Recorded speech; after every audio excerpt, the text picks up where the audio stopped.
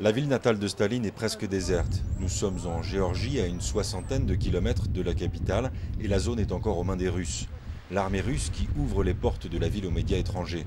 Sur la place centrale, les traces des pillages sont encore fraîches et la population se plaint des violences dont ils sont encore victimes. Est-ce qu'on a le droit de tuer les pillards si on les attrape, demande ce Géorgien exaspéré à un officier russe.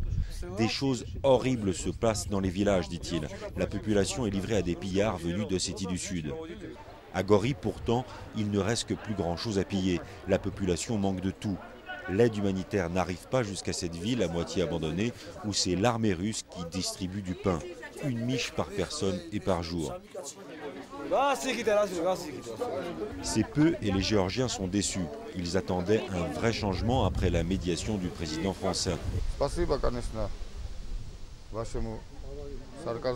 Les efforts de Sarkozy n'ont rien donné, regrette cet homme qui avoue avoir encore très peur des représailles des Ossètes. Pas rassuré non plus par les forces spéciales russes qui patrouillent en permanence dans cette ville qu'ils auraient dû quitter il y a déjà plusieurs jours. Le gouvernement est responsable, dit cet homme. Comme beaucoup de Géorgiens, il reproche au président Saakachvili d'avoir lancé le pays dans une guerre que personne ne voulait et sans en prévoir les conséquences. Une semaine après les combats, il se retrouve seul dans cette ville occupée par des forces étrangères.